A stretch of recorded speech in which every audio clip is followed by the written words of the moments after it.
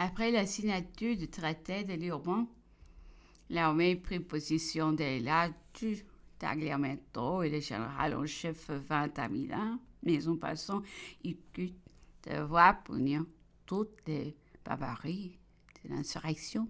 Il savait très bien que le gouvernement de Venise l'avait commandé et dirigé et qu'il avait acquis la preuve qu'elle avait été faite de concert avec l'ennemi et dans son intérêt, mais il sut se venger en habile politique que l'Autriche désirait vivement avoir Venise en sa possession. Bonaparte en détruisit le gouvernement et peut ainsi présenter cette riche proie comme une compensation dans la négociation.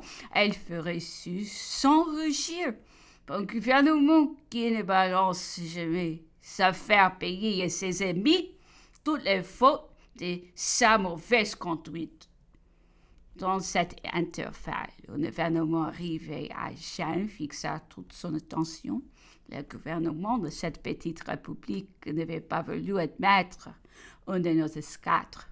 Les partis anglais qui dominaient donc le Sénat de Gênes avaient excité une émeute dont la populace, un Français, avait été tué, et même la frégate de la Modeste avait été brûlée. Ces violences exigeaient une prompte et énergique répression, mais le général Bonaparte ne voulait pas que la punition fût infligée à la République de Gênes par le gouvernement français. Les émissaires secrets envoyés de Paris étant chargés d'obtenir par tous les moyens possibles la réunion de Gênes à la France. Ce n'était point l'opinion du général Bonaparte. Était ramené des discussions fâcheuses avec les Autrichiens au moment même où le traité se mettait à exécution. L'armée d'Italie, d'ailleurs, tirait de grands avantages de la République génoise. Le général Bonaparte jugeait donc à propos de m'envoyer à Gênes avec des instructions précises et de remettre au doge en plein Sénat la lettre qui lui écrivait. Il ne lui donnait que 24 heures pour l'exécution des messieurs dont j'étais porteur.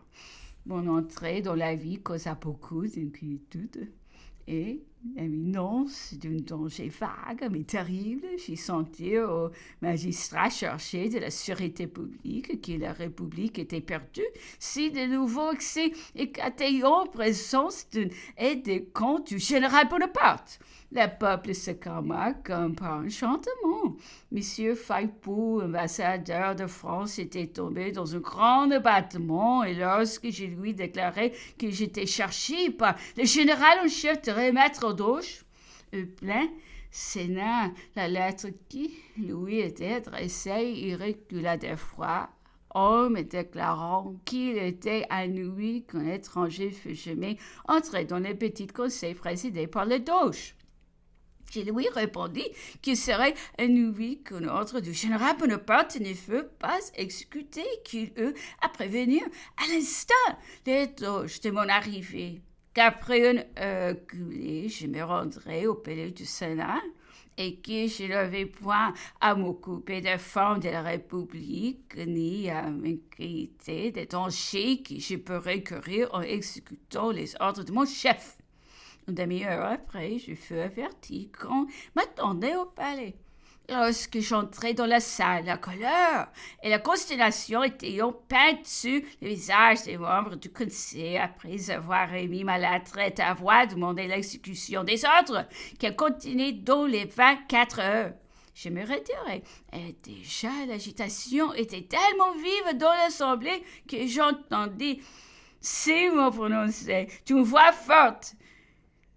Sti batterez-vous!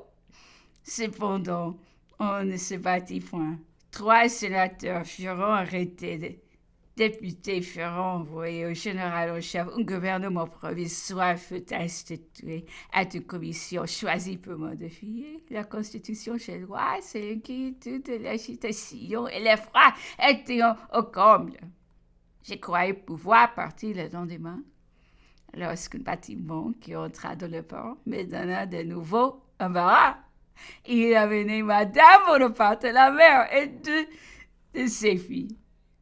connue depuis sous le nom de reine de Naples et de grande-duchesse de Toscane, avec Monsieur Bacciochi, marié nouvellement. Ces dames n'avaient pas vu le général en chef depuis plusieurs années. Elles arrivaient de Marseille et croyaient l'Italie fort tranquille. Le général Bonaparte n'avait pas reçu la lettre qui lui annonçait leur arrivée. Aucun monsieur n'était pris sous aucun ordre donné. Les émeutes populaires pouvaient se renouveler. Elles pouvaient en devenir victimes. Ma première pensée était de rester auprès d'elles et de ressembler quelques moyens pour les défendre si elles étaient attaquées. Mais Madame Bonaparte était une femme pleine de sens et de courage. Je n'ai rien contre ici, me dit-elle, puisque mon fils tient en ses mains comme otage des personnes considérables de la République.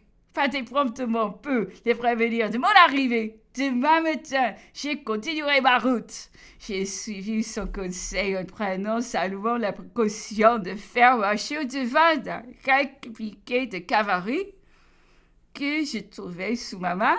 Elles arriveront sans accident à Milan un jour après.